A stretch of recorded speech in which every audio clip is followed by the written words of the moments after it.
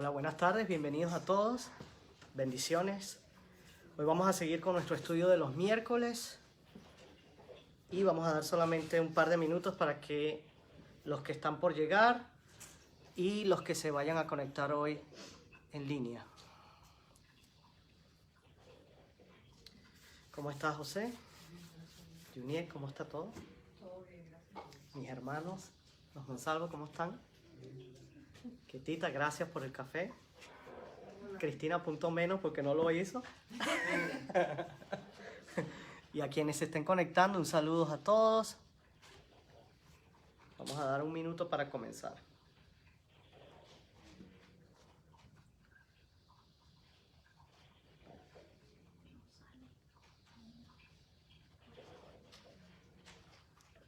¿Sí? Ok.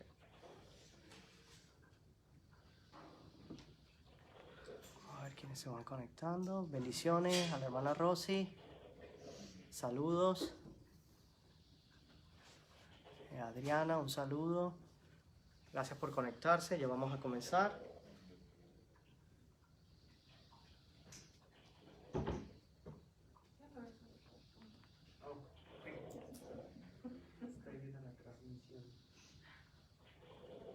Vamos a...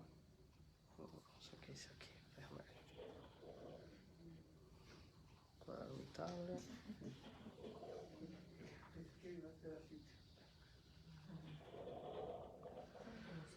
Bien. Profesor, ¿qué no podemos hablar?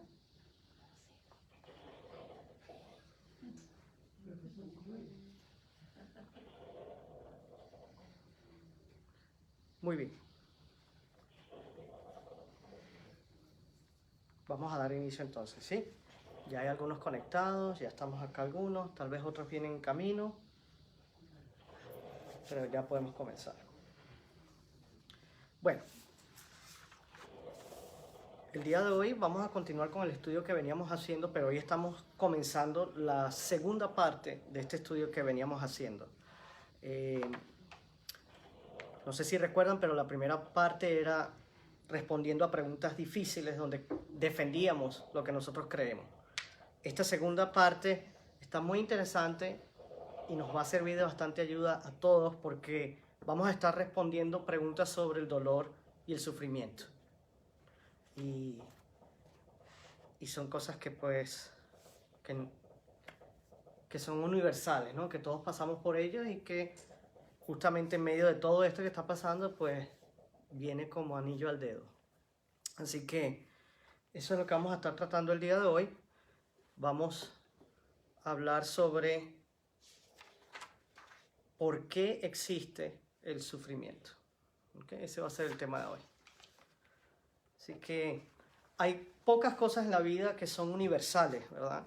Cosas que todas las personas experimentan sin importar dónde vivan, sin importar a quién conozca, sin importar qué tenga. Pero una de esas cosas, lamentablemente, es el sufrimiento. El sufrimiento es algo universal, es algo que nos sucede a todos, ¿sí? Y con ese sufrimiento, ¿verdad?, llegan las preguntas, precisamente cuando estamos en medio del sufrimiento. Y quizás la pregunta más común sea, ¿por qué a mí?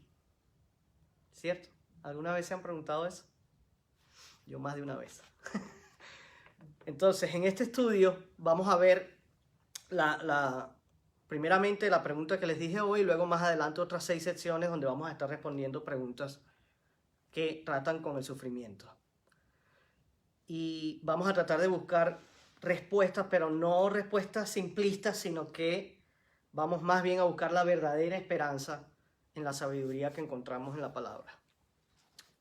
Lo importante, ¿verdad?, a medida que abordamos estos temas es que nos recordemos que aún en medio del sufrimiento, aunque no lo creamos, Dios está obrando.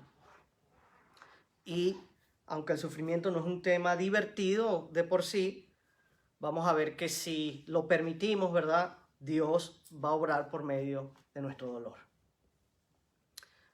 Así que así vamos a abordar este tema y nos vamos a dar cuenta que todas esas respuestas que buscamos están en Dios.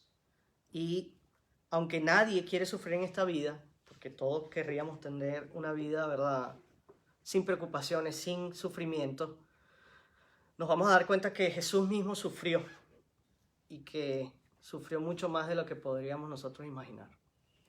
Y entonces Él nos comprende cuando estamos pasando por sufrimiento, Él camina con nosotros, Él nos fortalece, Él nos da esperanza.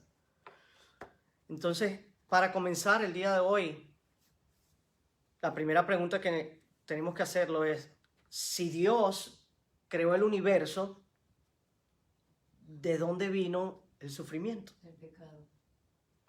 Del pecado. ¿Alguien más? De la desobediencia de Adán y Eva. De la desobediencia. Ok. Muy bien. Entonces, 20 puntos. Obviamente el pecado vino como parte de el sufrimiento vino como parte del pecado y la desobediencia. Entonces es una parte esencial de la vida en un mundo caído, que es el cual vivimos en estos momentos. Hace poco, ¿verdad?, escuché la reflexión de una persona, ¿verdad?, sobre la respuesta que la mayoría de nosotros damos a la siguiente pregunta. Cuando vamos caminando, cuando vemos a alguien, nos preguntan, ¿cómo estás? Casi automáticamente decimos, bien, gracias, ¿cierto? Incluso hasta como cortesía. Pero en realidad esta persona, ¿no?, la persona que hacía la reflexión, en unas pocas semanas pasó por una serie de sufrimientos. Perdió a su padre, sufrió un aborto involuntario y además enfrentó la muerte de su esposo a causa de cáncer cerebral. Entonces, cuando pasó por esta serie de problemas, esa persona decidió cambiar su respuesta. Y ahora ella responde a la pregunta de la siguiente manera. ¿Cómo estás? Terrible. Gracias por preguntar. Entonces, si somos sinceros, ¿verdad?, tarde o temprano, cada uno de nosotros va a entender que responder bien, gracias, es una mentira, en realidad. Y que muchas veces lo hacemos de manera automática, por cortesía, porque es lo que se nos ha enseñado a decir, bien, gracias. O algunas veces es porque, aunque estamos pasando por problemas, no nos sentimos cómodos, ¿no?, compartiendo, abriéndonos. Además, nadie no va a solucionar ese problema. Porque imagínense, es verdad, responder, bueno, no muy bien, o mal, o terrible. Entonces eso lleva a una serie de preguntas, ¿no? Generalmente te van a preguntar qué pasa y muchas veces, por no querer hablar al respecto, respondemos así, simplemente un bien, gracias. Pero entonces, para esta persona, la única respuesta al dolor es aprender a sobrellevarlo. Y lo que ella espera también es ayudar a otras personas a hacer lo mismo. Entonces, con eso vienen varias preguntas. ¿Tiene sentido el dolor? Sí, sí tiene sentido.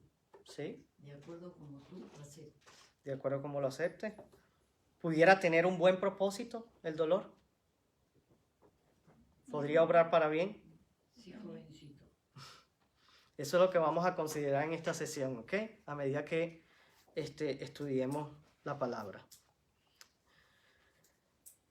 Ahora, si analizamos esta pregunta, ¿por qué existe el sufrimiento?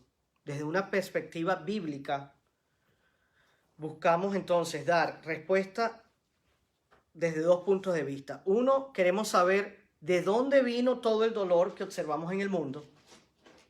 Y esa respuesta la vamos a encontrar en Génesis 3, uno de los pasajes que vamos a estudiar hoy. Y allí Dios nos revela la entrada del pecado y como consecuencia el inicio de la muerte y el sufrimiento. Y la segunda que buscamos es también entender el propósito del sufrimiento. Entonces es importante entender de dónde vino, cuál es el propósito. Y en Romanos 8 vamos a descubrir que el dolor que sufre toda la creación debe apuntar a la esperanza que Dios nos ofrece por medio del Evangelio de Jesús. Hola Javi, bienvenido. Entonces, acompáñenme por favor a Génesis capítulo 3.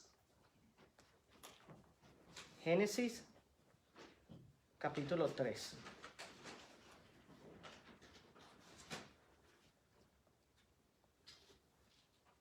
y vamos a leer los versículos 16 al 19. 16 al 19.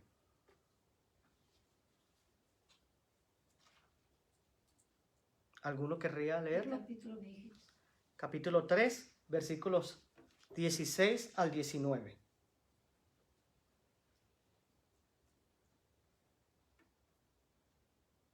¿Alguien quiere leerlo? A la mujer dijo: multiplicaré en gran manera los dolores en tus preñeces. Con dolor darás a luz los hijos, y tu deseo será para tu marido, y él se enseñoreará de ti. Y al hombre dijo: por cuanto obedeciste a la voz de tu mujer, y comiste del árbol de que te mandé diciendo, no comerás de él, maldita será la tierra por tu causa, con dolor comerás de ella todos los días de tu vida. Espinos y cardos te producirá, y comerás plantas del campo. Con el sudor de tu rostro comerás el pan hasta que vuelvas a la tierra, porque de ella fuiste tomado, pues polvo eres y al polvo volverás. Muy bien, gracias, José. Entonces, comenzando en el versículo 16 del capítulo 3, ¿verdad? Este pasaje se encuentra hacia el final de las narraciones de la creación, del ser humano a imagen y semejanza de Dios. Por lo tanto, es bien importante que consideremos este mensaje en contraste a la declaración que es hecha en Génesis 1, versículo 31, donde dice, y vio Dios todo lo que había hecho, y aquí que era bueno, era bueno de gran manera. En Génesis, capítulo 3, versículos 1 al 5, un poco antes de lo que leímos, encontramos entonces a la serpiente cuestionando la bondad de Dios, incitando a la mujer a imaginar que su creador le estaba negando algo bueno para comer y agradable a los ojos. Fue lo que hizo la serpiente. La serpiente engañó a la mujer alterando la palabra de Dios. Esto es evidente si comparamos Génesis capítulo 3, versículo 1, cómo le habla la serpiente a la mujer y le dice, con que Dios te ha dicho, no puedes comer de todo árbol del huerto. Así le formula la pregunta a la serpiente a la mujer. Pero si vemos Génesis capítulo 2, versículos 16, Dios no lo dijo de esa manera, dijo, de todo árbol del huerto podrás comer. Entonces vemos lo que hizo la serpiente. Ella cambió el significado de la palabra para engañar a la mujer. Entonces, esta declaración que hace la serpiente es lo que mueve a la mujer a ver el árbol prohibido como especialmente deseable. De repente ese árbol que era prohibido se volvió tan deseable. Pero está claro que en el huerto todo árbol era delicioso a la vista y bueno para comer, según Génesis 2:9. Entonces no había nada de especial en este árbol. La narración de Génesis muestra que la decisión de Adán y Eva había sido irracional, inexcusable. Entonces fue un acto de ellos voluntario en abierta rebelión a la voluntad del Creador. Fue un acto de desobediencia. ¿Se fijan lo que hizo la serpiente con Eva? ¿Dónde más en la Biblia, en el Nuevo Testamento, vemos esto pasar? Con Jesús. Con Jesús. Muy bien. Acompáñenme, por favor, a Lucas 4. Lucas capítulo 4. Entonces tenemos en Génesis cómo la serpiente, ¿verdad?, toma la palabra, lo que Dios había dicho, le da la vuelta y convence a la mujer. De repente la mujer halla este árbol como lo más deseable, teniendo muchos otros árboles alrededor, que todos eran hermosos, que todos eran bonitos a la vista, que todos eran buenos. Pero eso era precisamente lo que él quería lograr, que desobedecieran, que se rebelaran contra la voluntad del Creador. Ahora veamos así como fue tentada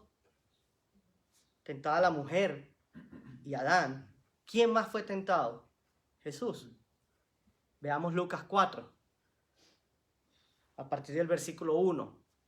Jesús, lleno del Espíritu Santo, volvió del Jordán y fue llevado por el Espíritu al desierto. ¿Por cuántos días? 40 días. Y dice que era tentado por el diablo.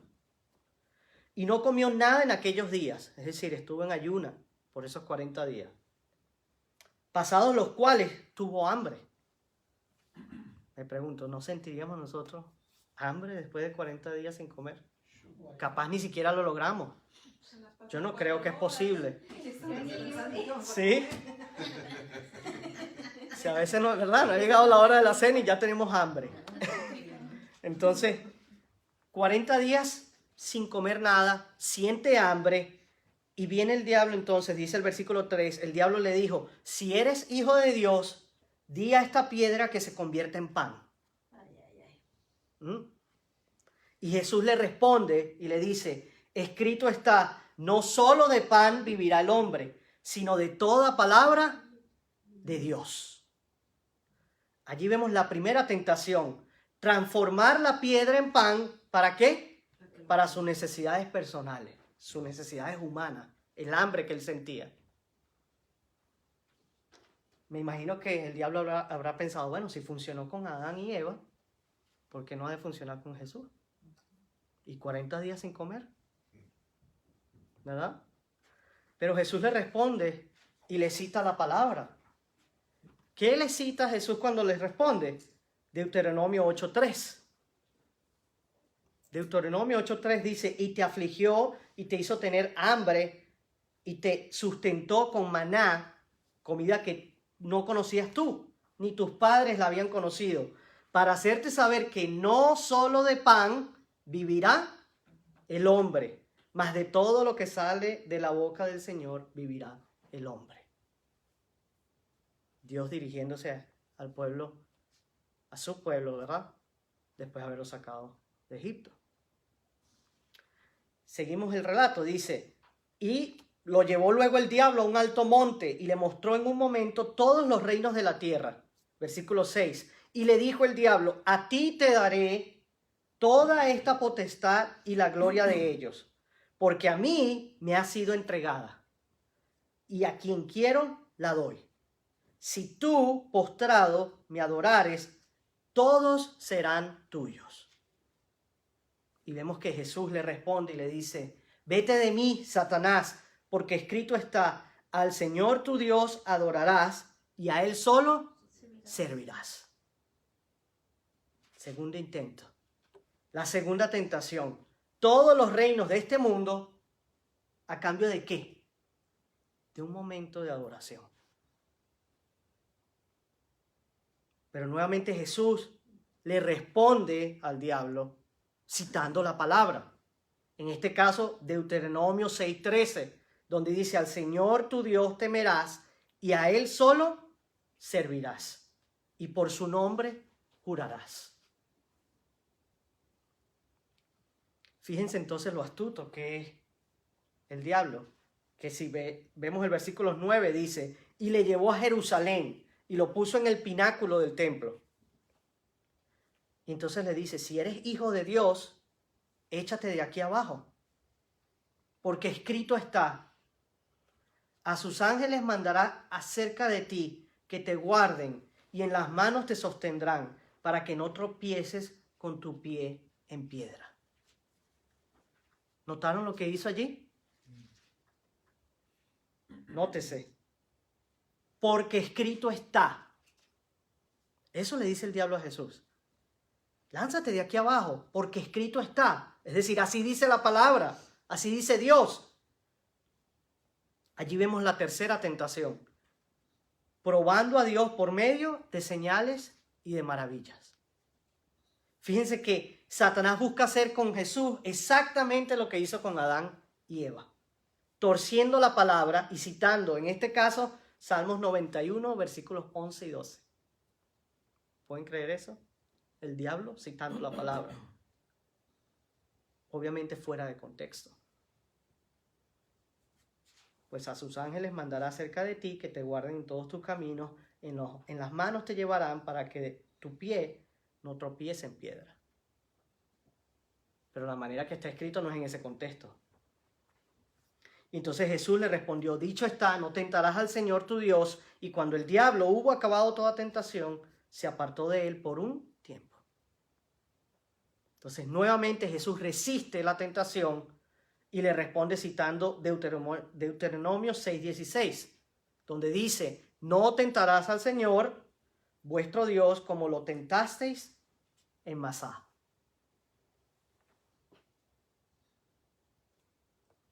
Y Masá es el lugar, el nombre que Dios le dio a aquel lugar, porque en ese lugar fue donde el pueblo de Israel tentó al Señor, lo probó, lo tentó, demandando una prueba de amor, pidiéndole que les diera lo que ellos querían.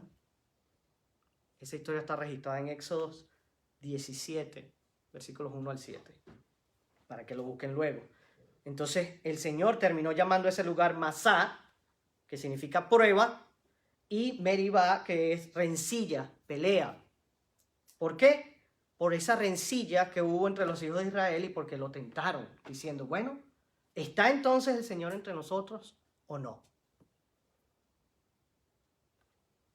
Allí vemos que incluso el diablo trata de hacer lo mismo con Jesús.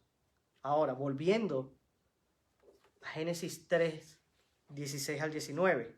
Aquí vemos el juicio de Dios hacia sus criaturas rebeldes. En ambos casos el castigo es justo y está directamente relacionado con la función que Dios le había dado originalmente al hombre y a la mujer. Fíjense, el versículo 16 describe el juicio para la mujer.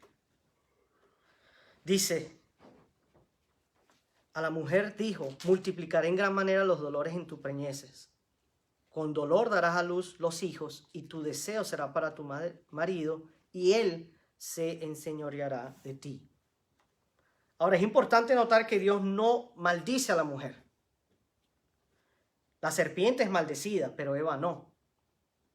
El libro de Génesis deja claro que el juicio de muerte, prometido en Génesis 2:17, no se ejecuta sin gracia.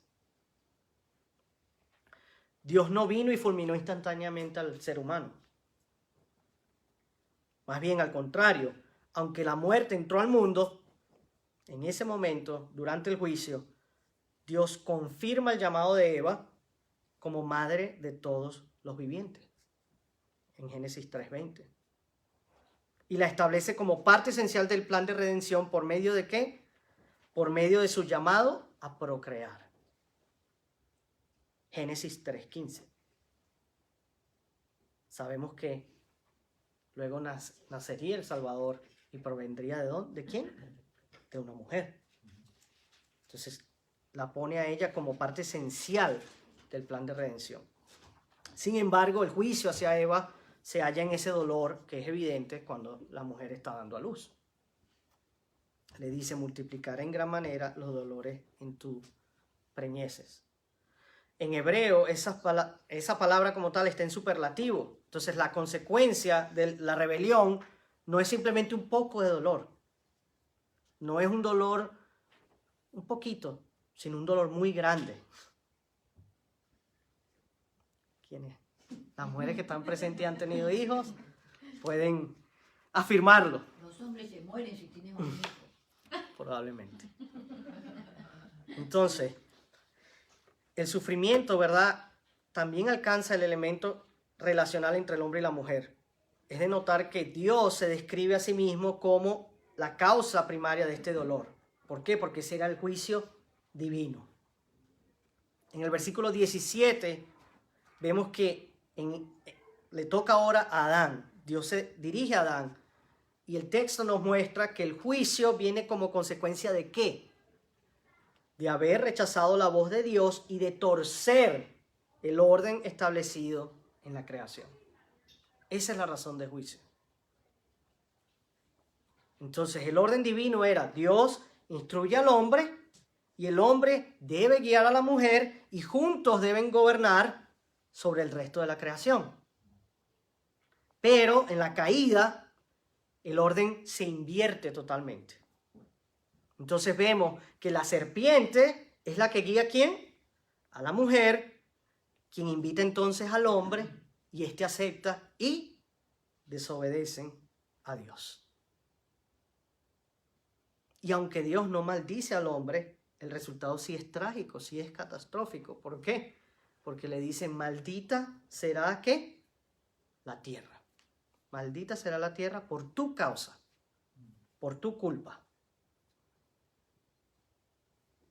Toda la creación quedó sujeta al sufrimiento por causa de una sola desobediencia. Así es la repercusión universal que tiene el pecado original. En última instancia, si vemos los versículos 18 y 19, el dolor causado por el pecado culminaría en el cumplimiento de ese juicio prometido por Dios en Génesis 2:17. La muerte. Y la Escritura no deja duda. Entonces el sufrimiento es un juicio divino que vino como resultado de la desobediencia ¿de quién? De Adán, del hombre.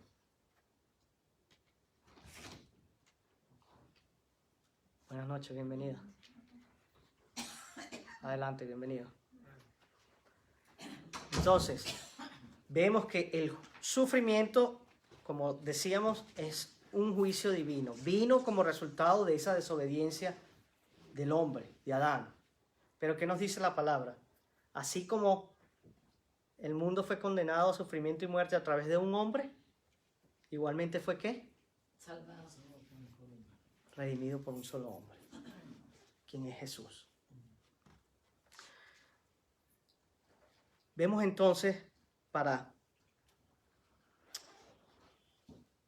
ver los puntos más importantes de lo que hemos visto en este pasaje y seguir hacia el siguiente, nos damos cuenta que el sufrimiento entró al mundo como un resultado de una sola decisión humana.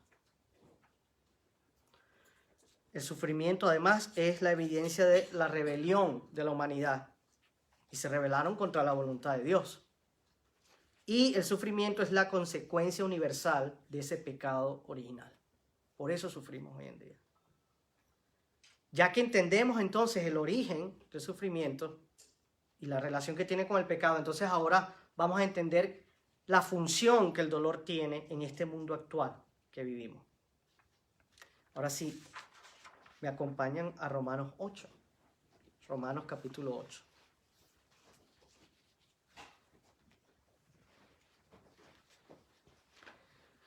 Entonces vamos a comenzar leyendo en Romanos capítulo 8 de los versículos 18 al 22. Romanos 8, 18 al 22. ¿Alguien le gustaría leerlo?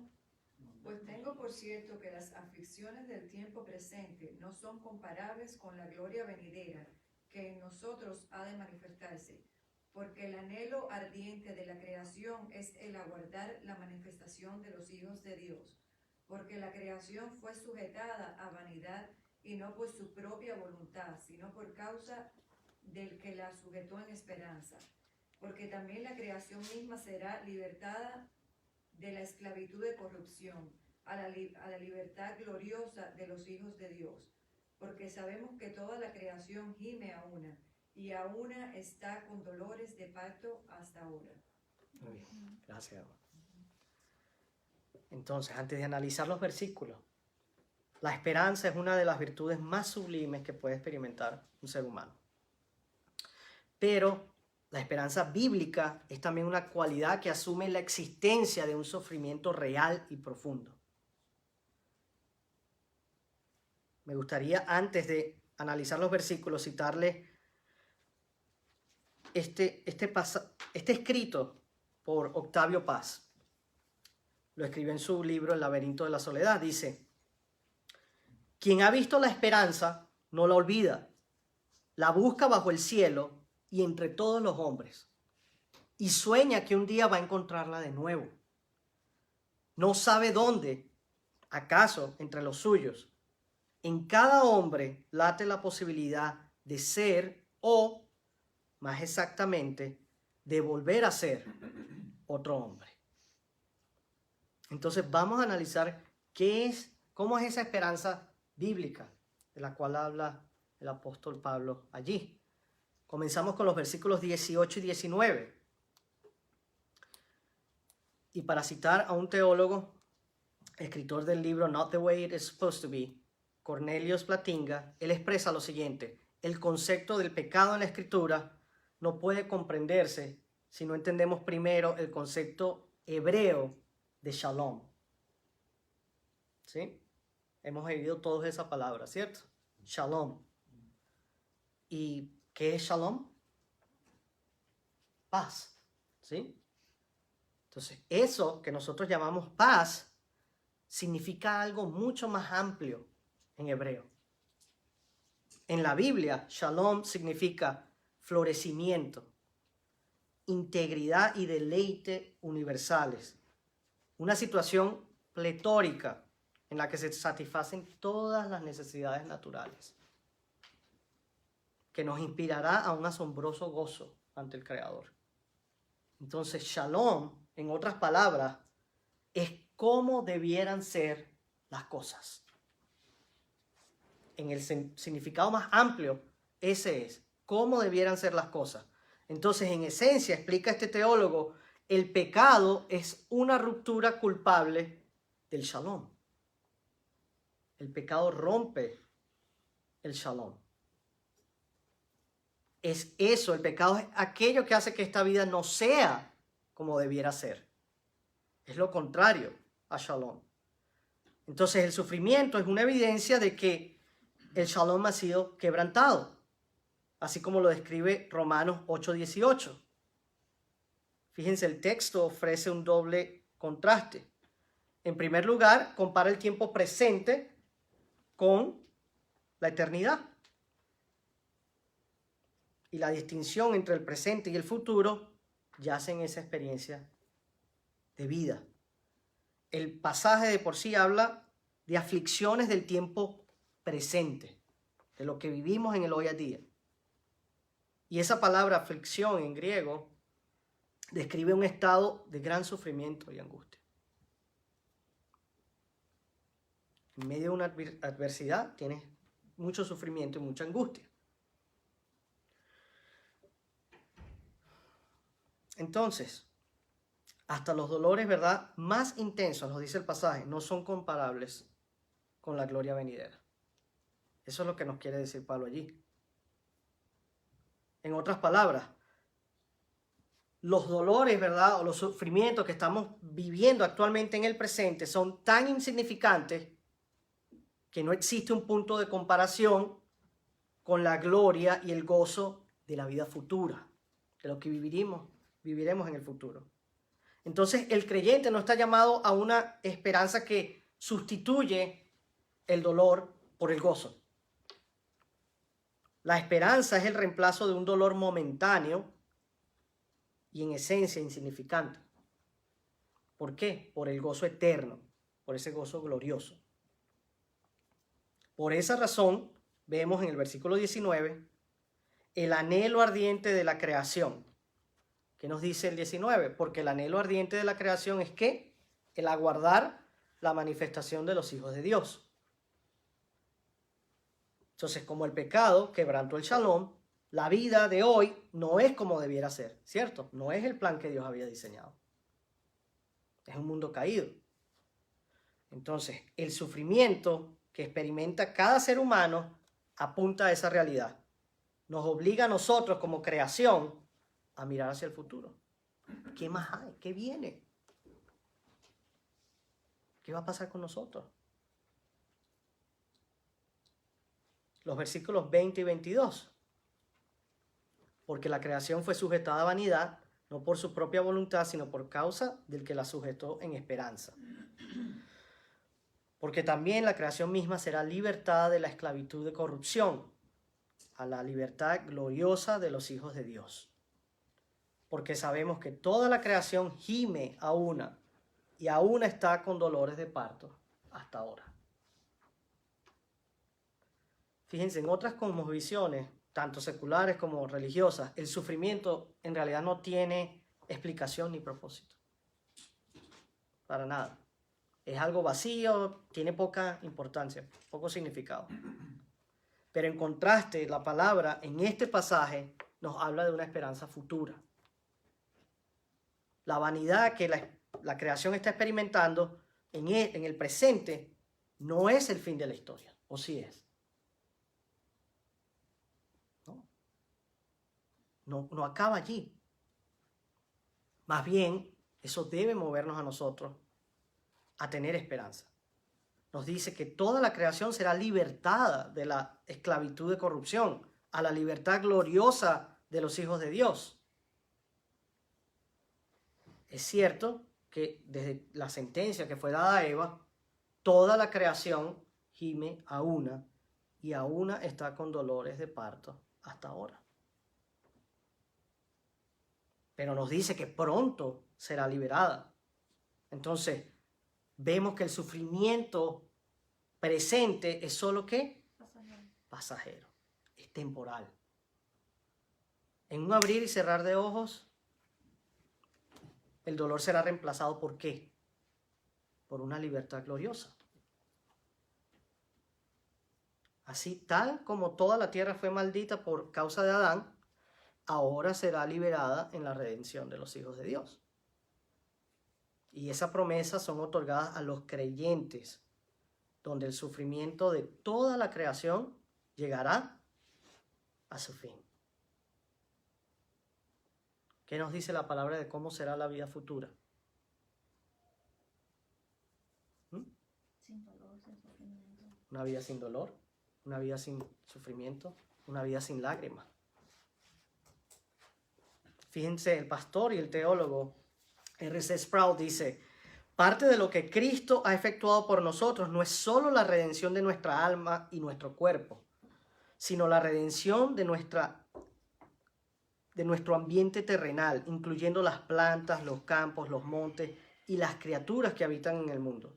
Por lo tanto, el sufrimiento demanda la esperanza futura prometida en el Evangelio. A eso nos lleva el sufrimiento, a buscar esa esperanza futura que nos anuncia el Evangelio. ¿Puede tener entonces el sufrimiento un buen propósito? Pues sí, porque te va a hacer buscar esa esperanza futura, porque te va a hacer buscar del Señor. Entonces aquí en este pasaje de Romanos 8 vemos que el sufrimiento nos deja saber que la vida presente no es como debiera ser. No era el plan original de Dios. El sufrimiento es una realidad temporal. Y el sufrimiento demanda esa esperanza futura que es prometida solamente en el Evangelio. Entonces, ya hemos visto en estos versículos que el sufrimiento es esa realidad temporal que nos hace querer una vida distinta en el futuro.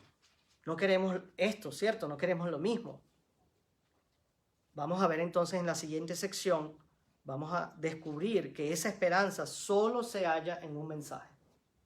Y es en el mensaje de redención. Acompáñenme allí mismo en el mismo capítulo, pero unos versículos más adelante. Vamos a leer Romanos 8, 23 al 25. Romanos 8, versículos 23 y 25.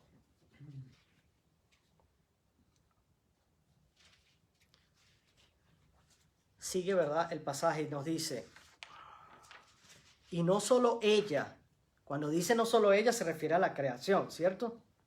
Sino que también nosotros mismos. ¿A quiénes nosotros mismos se está refiriendo? Nos lo dice allí, que tenemos las primicias del Espíritu. Es decir, está hablando de nosotros. Nosotros también gemimos dentro de nosotros mismos, esperando la adopción, la redención de nuestro cuerpo. Porque en esperanza fuimos salvos, pero la esperanza que se ve no es esperanza. Porque lo que alguno ve, hay que esperarlo. Pero si esperamos lo que no vemos, con paciencia, lo aguardamos. Entonces, ya hemos considerado el origen y el propósito del sufrimiento en el mundo. Ahora vamos a ver ¿cuál es la exhortación de Dios? Esa exhortación que nos hace a nosotros como creyentes en medio de cualquier tipo de sufrimiento. Entonces, comencemos con el versículo 23. El apóstol Pablo establece aquí que toda la creación gime como consecuencia ¿de qué? De la corrupción del pecado. Y que nosotros mismos, nosotros que tenemos las primicias del Espíritu, nosotros también gemimos dentro de nosotros mismos. Ahora, anteriormente en la epístola a los Romanos, Pablo había expresado en Romanos 5:1 que los que somos justificados por la fe tenemos paz para con Dios, ¿cierto? Pero este shalom todavía no ha sido consumado. El creyente sí tiene paz.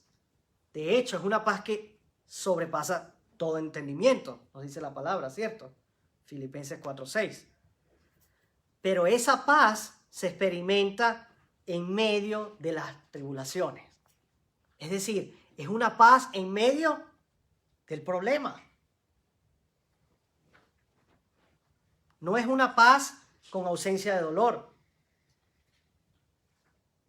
No quiere decir que el dolor ya va a desaparecer, que el sufrimiento va a desaparecer. No es ese tipo de paz. Es una paz que en medio de y a pesar del dolor vas a tenerla. Vas a estar tranquilo. Y la razón es porque en el presente, en el ahora, nosotros los creyentes solo tenemos, nos dice allí, las primicias del Espíritu. Entonces, aquí Pablo está enseñando que la redención en términos bíblicos no es algo que sucede instantáneamente, sino en etapas. Por lo tanto, ¿verdad? La redención de los hijos de Dios, mientras no sea consumada, el sufrimiento continuará. Entonces, ¿qué nos está diciendo Pablo? Que hasta que no venga nuestra redención, hasta que no seamos adoptados, hasta que no tengamos la redención de nuestro cuerpo, vamos a tener que seguir enfrentando sufrimiento. Él mismo lo vivió. Pero entonces Él no está haciendo esto como para desanimarnos. No es la intención de Él desanimarnos. Oh, bueno, confórmate. O sea, tienes que vivir en sufrimiento. Pero es que mira, perdón que te interrumpa. ¿Mm? Si nosotros dentro del sufrimiento aceptamos la voluntad de Dios, no se puede llevar muy bien ese sufrimiento. Correcto. Porque dice, Señor, hágase tu voluntad. Amén. Muy bien. Es así, ¿no? Sí. Porque nosotros no nos vamos a quitar. Uh-huh. El único que puede es el de arriba. Amén. Entonces, no es la intención de Pablo desanimarnos. Decirnos, lo lamento, así es como es y listo. La intención de Él es, por el contrario, darnos a nosotros, a los hijos de Dios, una esperanza en medio del dolor. Eso es lo que hace la Escritura. La palabra de hecho aparece 7 veces. Si leemos Romanos de capítulo 8, del versículo 20 al 25, 7 veces aparece la palabra esperanza. Nos dice, la creación fue sujeta a vanidad en esperanza. En el versículo 20.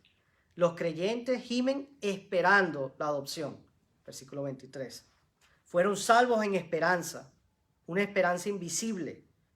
Porque la esperanza que se ve no es esperanza. Una esperanza futura, porque lo que alguno ve, hay que esperarlo, dice el versículo 24. Entonces los creyentes esperamos lo que no vemos. Versículo 25.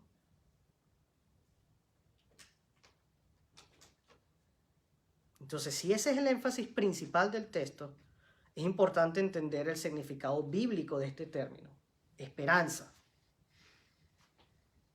¿Qué es lo primero que nos viene a la mente cuando hablamos de esperanza? ¿Qué significa esperanza? ¿Qué le viene a su mente cuando escucha esperanza?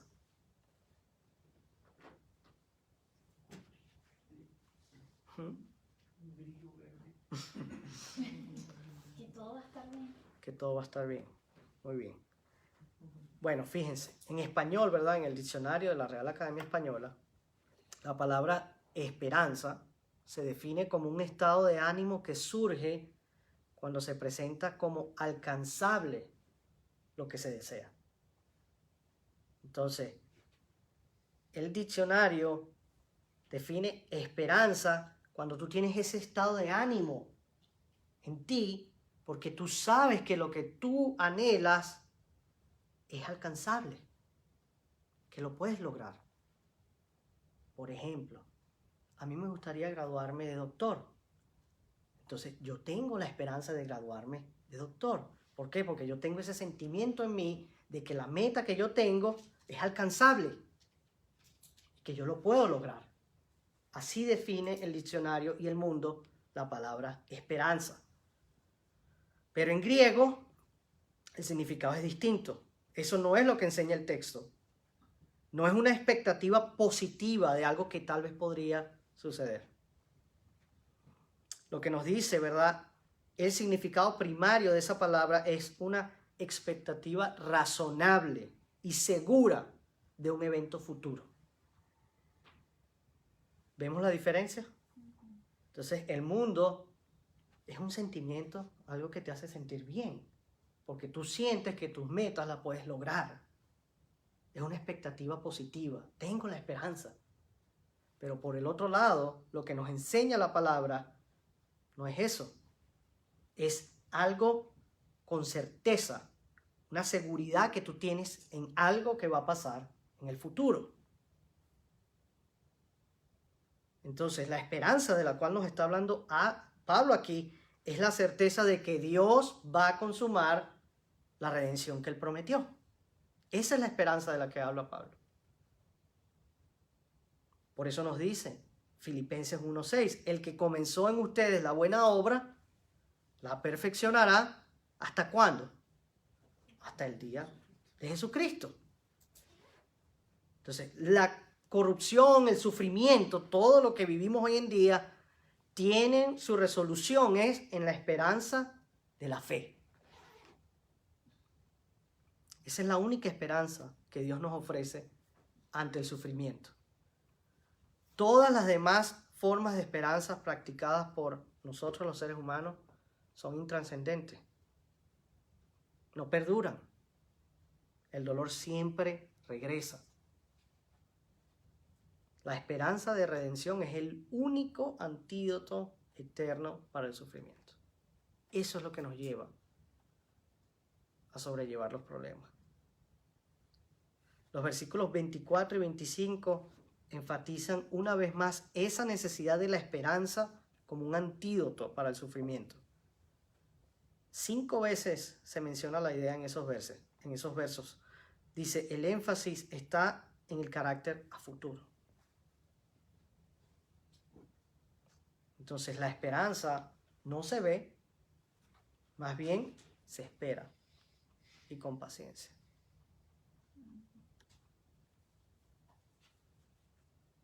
El pastor Sproul explica, dice lo siguiente, dice, esa es la verdadera dificultad de la vida cristiana. La verdadera dificultad es que sabemos nosotros que cuando muramos iremos al cielo. Sabemos que Él no dejará de cumplir las promesas que ha hecho.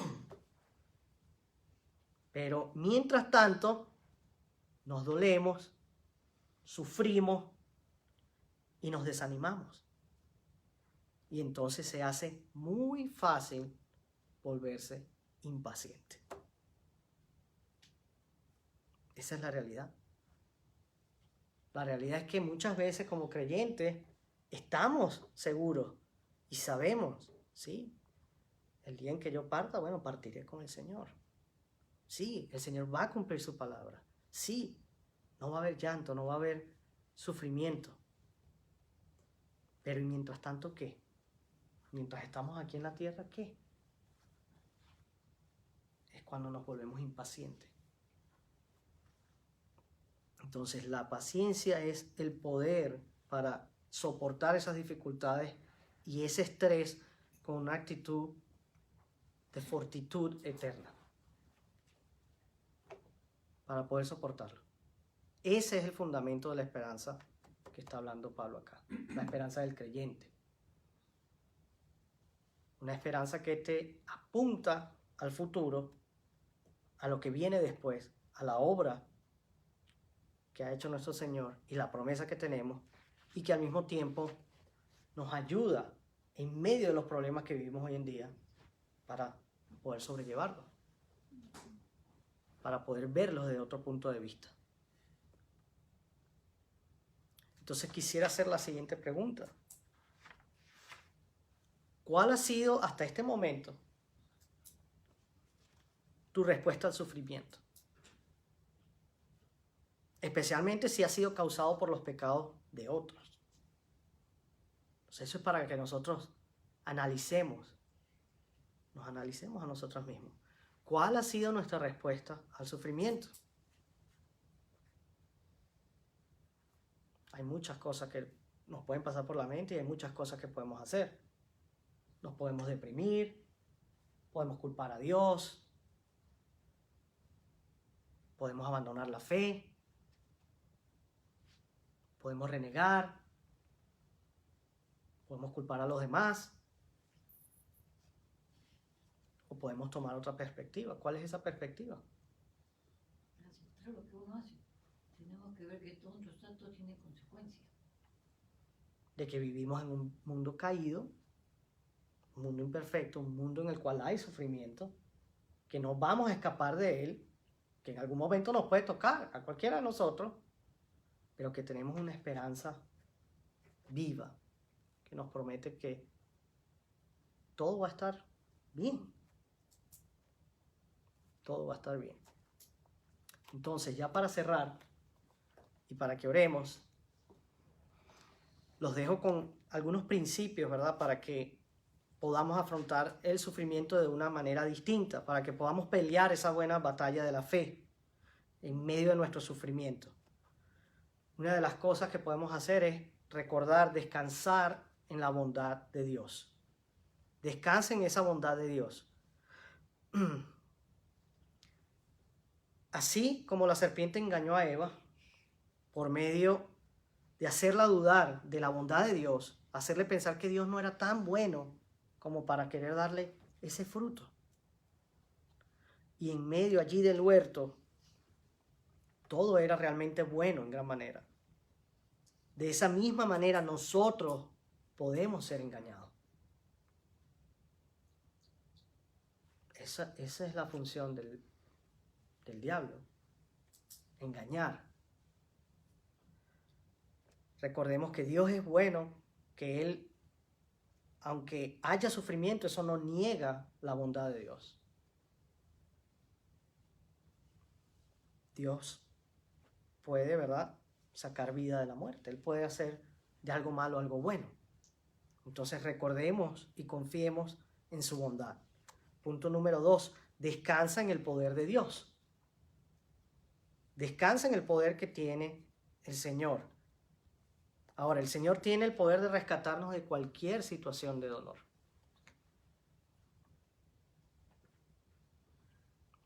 Estoy seguro que cualquiera de nosotros podría contar aquí más de una vez en que el Señor o nos libró de algo malo o nos sacó de algo en lo que estábamos metidos, de algún problema, de algún sufrimiento. Entonces recordemos que en realidad todos hemos sido tratados mucho mejor de lo que merecemos. Número 3, descansa en la sabiduría de Dios. Cuando Dios no impide el dolor, esto no indica que Él sea malo o que le falte poder para salvar. Dios no es más o menos poderoso, o más bueno o más malo. La palabra nos declara que ese sufrimiento es necesario. Y es necesario para probar nuestra fe y para mostrar que Dios nos invita a tener por sumo gozo aun cuando estemos atravesando alguna prueba, algún sufrimiento. Él sabe lo que es mejor. Aun cuando a nosotros no nos parece que lo que está pasando es bueno, Él sabe que es lo mejor para nosotros. Y por último, descansa en las promesas de Dios. Descansa en sus promesas. Descansa en saber que Dios ahora es nuestro Padre Celestial, que nos ha adoptado como sus hijos y que nos ha prometido una herencia eterna y gloriosa.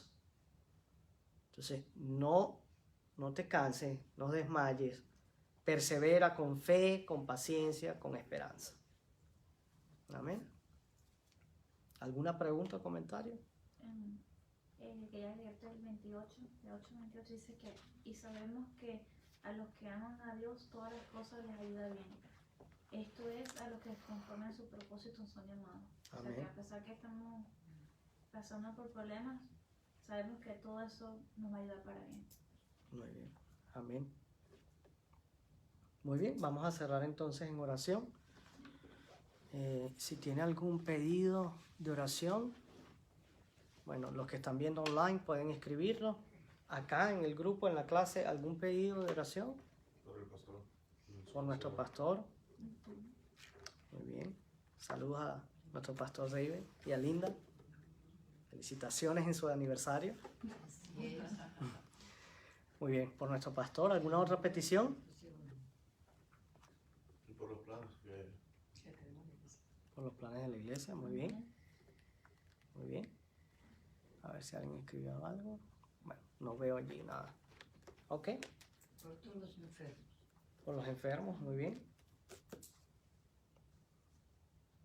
Ok. Oremos entonces.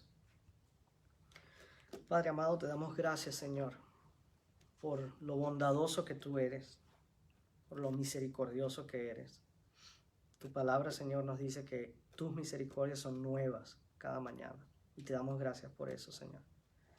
Gracias por haber enviado a tu Hijo unigénito a tomar nuestro lugar, nuestros pecados, a morir, Señor, en esa cruz, habiendo sido obediente, habiendo rechazado toda tentación, para que tu plan de redención pudieses haber sido llevado a cabo. Te pedimos, Señor, que tú ahora nos fortalezcas a nosotros y nos recuerdes a diario de esa esperanza que tenemos en ti, esa esperanza que nos ayuda durante el problema, en medio del problema, y que nos apunta a lo que está por venir, a esa gloria que es incomparable, Señor, que viviremos cuando estemos contigo. Señor, te pedimos por nuestro pastor David, por su esposa, su familia, Señor, los bendecimos. Te damos gracias por tenerlos a ellos, Señor, y te pedimos que tú nos ayudes a nosotros a ser parte de este ministerio. Oramos por los planes de la iglesia, por todas esas ideas que tiene el pastor, por las ideas que tienen el grupo de líderes, el grupo de alabanza. Tú conoces, Señor, nuestro deseo de servirte y de alcanzar a los más necesitados, a quienes necesitan saber de ti. Y te pedimos, Señor, oramos por los planes de la iglesia. También oramos, Señor, por quienes están enfermos, quienes están padeciendo, Señor, en estos momentos, para que tú seas su refugio, su amparo, su fortaleza, para que ellos reciban, Señor, recordatorio de que no están solos y que tú te acuerdas de cada uno de nosotros. Te damos gracias, Señor, por haber podido reunirnos en esta noche. Te pedimos que nos lleves con bien y que bendigas a todos los que están acá presentes, también a los que nos ven en línea, hasta la próxima vez que podamos reunirnos. En tu nombre, Señor Jesús, lo pedimos. Amén. Muchas gracias a todos por acompañarnos. Que el Señor les bendiga. Feliz noche.